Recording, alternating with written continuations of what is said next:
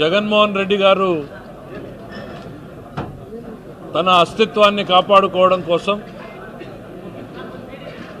ఉన్నవి లేనివి కల్పించి మాట్లాడేటువంటి ప్రయత్నం చేస్తూ ఉన్నారు.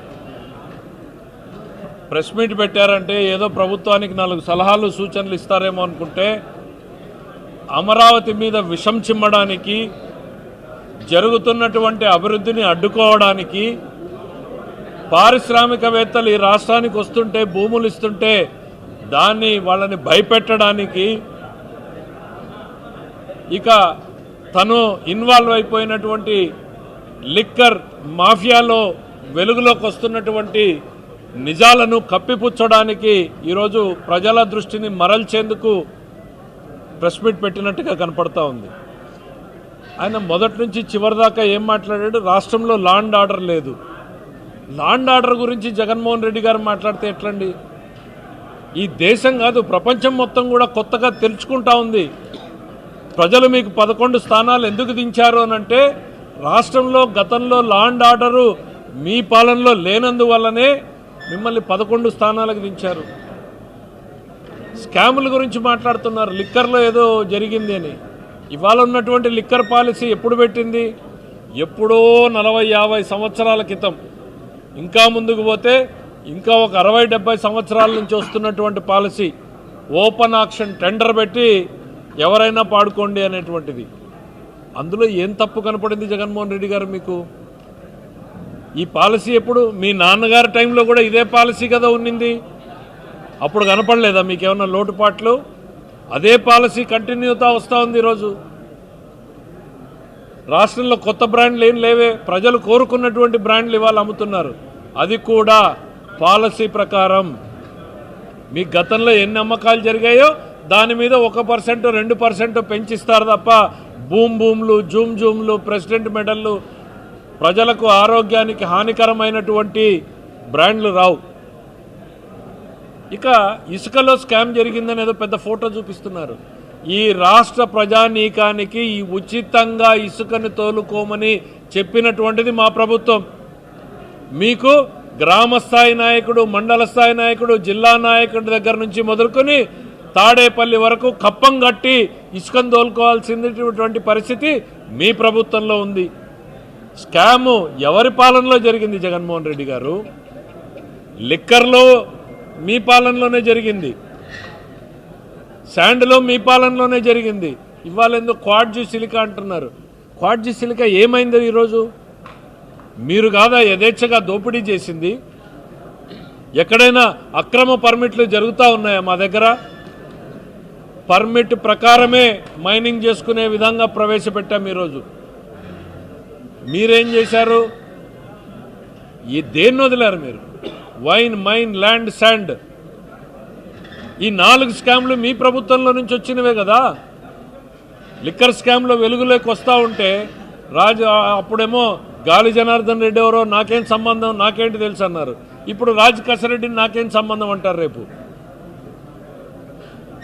ఇసుకలో మాఫియా అన్నీ మీ పాలనలో జరిగితే ఇవాళ మీరేంటి అమరావతిలో రివర్స్ టెండరింగ్ తీసేశారా అని?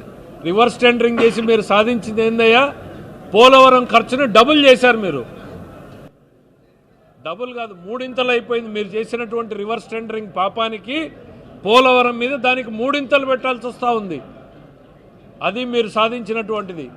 దేశంలో మీరు ఒక్కడే గొప్పవాడైనట్టు రివర్స్ టెండరింగ్ పెట్టాము అని. గవర్నమెంట్ ఆఫ్ ఇండియా 20 పైన రాష్ట్రాలు పాటిస్తున్నటువంటి విధానాలను ఈరోజు రాష్ట్రంలో అమలు చేస్తూ ఉన్నాం మేము.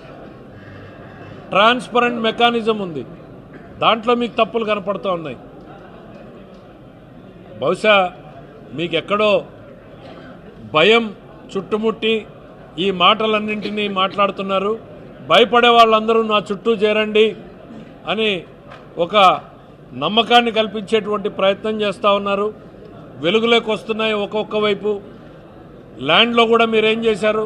దాదాపు లక్షల ఎకరాలు ఫ్రీ హోల్డ్ పేరుతో మీ వాళ్ళు చేసినటువంటి అగ్రిమెంట్లు అధికారులు ఇవాల్టికి తలబట్టుకుంటున్నారు.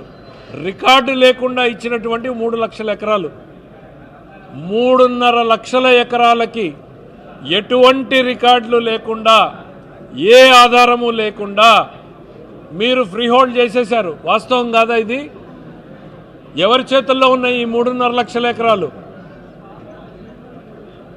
ఇవాళ అధికారులను అడిగితే సమాధానం చెప్పలేకపోతున్నారు. భూమిని వదలలేదు, మైన్ వదలలేదు, లిక్కర్ను వదలలేదు, శాండ్ను వదలలేదు. అమరావతిని నాశనం చేశారు, పోలవరాన్ని నాశనం చేశారు, విశాఖపట్నాన్ని అల్లరిపాలు చేశారు, పరిశ్రమల్ని తరిమేశారు. ఇవాళ మేము ఒక్కొక్క పారిశ్రామికవేత్తని తీసుకురావాలనంటే మీరు చేసినటువంటి అరాచకాల వల్ల ఇంకా ఆలోచనలు ఉంటున్నాయి కంపెనీలు.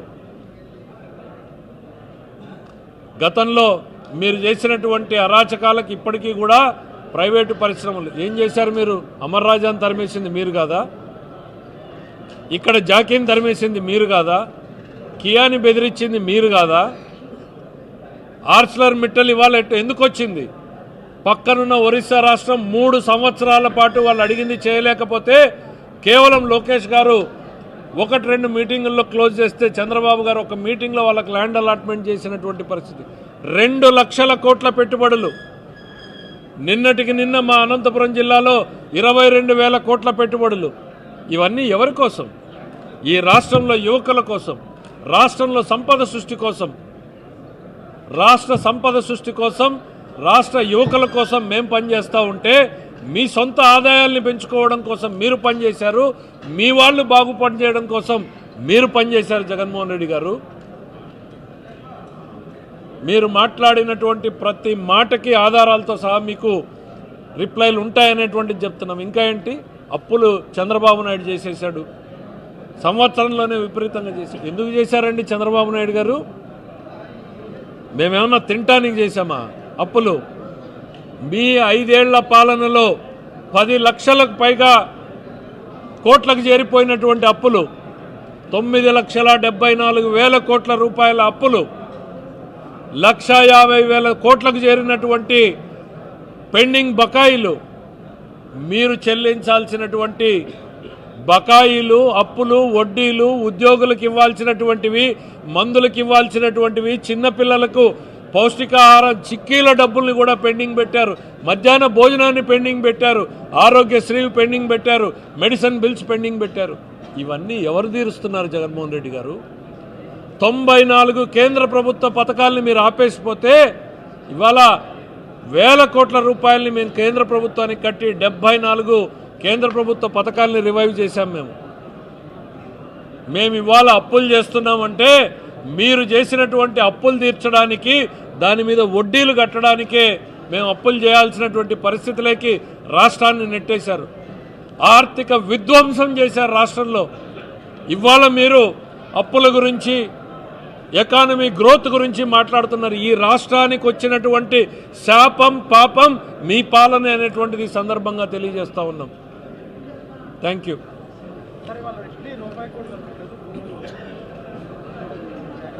ఇడ్లీ రూపాయి కూడా దొరకదు, భూమి రూపాయికి. జగన్మోహన్ రెడ్డి గారి మెమరీకి ఒకసారి గుర్తు చేస్తా. రాజశేఖర రెడ్డి గారు బ్రాండిక్స్ అని అదే విశాఖపట్నంలో నాకు తెలిసి 12,000 ఎకరాలు ఇచ్చాడు అనుకుంటా, లేక 2,000 ఎకరాలు. మరి అప్పుడు రూపాయికి ఇడ్లీ దొరుకుతుందా జగన్మోహన్ రెడ్డి గారు? బ్రాండిక్స్ కంపెనీకి 1,000 ఎకరాలు మీ నాన్నగారు ఇచ్చినప్పుడు అది ఒక పాలసీ. ఇవాళ బ్రాండిక్స్ 25,000 మందికి ఎంప్లాయ్మెంట్ ఇస్తోంది. చంద్రబాబు నాయుడు గారు చేసినటువంటి కంపెనీలు ఈరోజు కియా 1,000 మందికి ఉద్యోగాలు ఇస్తూ ఉంది, టీసీఎస్ ఉద్యోగాలు ఇస్తూ ఉంది. దానికోసం పరిశ్రమల్ని ప్రోత్సహించడానికి నామినల్గా పెడతా ఉంటే మేమేమి జోబులోకి తీసుకుపోలేదే, మీలాగా 3 లక్షల ఎకరాల్ని కొట్టేయలేదే.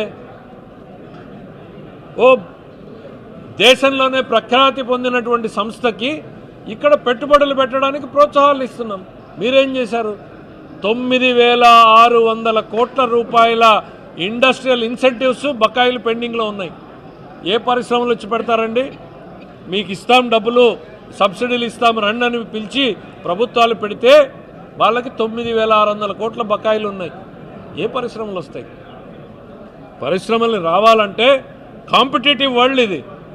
ఒకవైపు మహారాష్ట్ర, మరోవైపు బెంగళూరు, ఇంకోవైపు తెలంగాణ, వీళ్లతో పోటీపడి ఏమీ లేని దగ్గర మీలాంటి దుర్మార్గపు పాలన లెగసీని పెట్టుకుని నమ్మకాన్ని కల్పించాలి అనంటే పారిశ్రామికవేత్తలకు ప్రోత్సాహాలను ఇవ్వాల్సినటువంటి అవసరం ఉంది.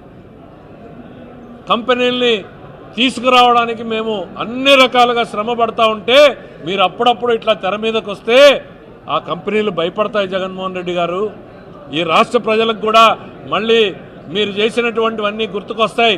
2 రోజులు తెర ముందుకు రావద్దండి, అప్పుడైనా ప్రజలు ఏమన్నా మీ గురించి మర్చిపోతారేమో.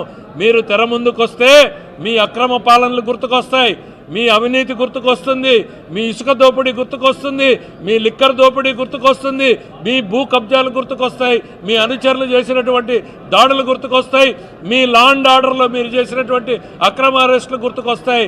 శాశ్వతంగా మీరు ఈ రాష్ట్ర రాజకీయాల్లో నుంచి డ్రాప్ అవుట్ అయిపోయేటువంటి పరిస్థితి వచ్చింది. మీ వల్ల పిల్లలు 1,20,000 1,50,000 మందో స్కూల్ పిల్లలు డ్రాప్ అవుట్ అయ్యారు మీ ప్రభుత్వ హయాంలో జరిగినటువంటివి. అట్లానే మీరు అసెంబ్లీకి రాకుండా మీ ఎమ్మెల్యేలు డ్రాప్ అవుట్ అయ్యారు. మీరు ఇట్లా తెర ముందు కనపడతా ఉంటే మీరు చేసిన పాపాలన్నీ ప్రజల మనసులో గుర్తుకొస్తాయి. శాశ్వతంగా మీరు డ్రాప్ అవుట్ అయిపోతారు. అందుకే నేను మళ్ళీ చెప్పాం, మీ పాలన ఈ రాష్ట్రానికి హానికరం. సిగరెట్ల ప్యాక్ మీద ఎట్లా అయితే పొగదాగడం ఆరోగ్యానికి హానికరం అంటారో, వైసీపీ పాలన ఈ రాష్ట్రానికి హానికరం. ఇది మళ్ళీ చెప్పాల్సినటువంటి అవసరం ప్రతి ఒక్కరి మీద ఉంది. భవిష్యత్ తరాలు, మన పిల్లల భవిష్యత్తు కోసం మనం ఇవన్నీ కూడా చెప్తూనే ఉండాలి. పరిశీలిస్తాం. జగన్మోహన్ రెడ్డి గారు తన అస్తిత్వాన్ని కాపాడుకోవడం కోసం ఉన్నవి లేనివి కల్పించి మాట్లాడేటువంటి ప్రయత్నం చేస్తూ ఉన్నారు. ప్రెస్ మీట్ పెట్టారంటే ఏదో ప్రభుత్వానికి 4 సలహాలు సూచనలు ఇస్తారేమో అనుకుంటే, అమరావతి మీద విషం చిమ్మడానికి, జరుగుతున్నటువంటి అభివృద్ధిని అడ్డుకోవడానికి, పారిశ్రామికవేత్తలు ఈ రాష్ట్రానికి వస్తుంటే భూములు ఇస్తుంటే వాళ్ళని భయపెట్టడానికి,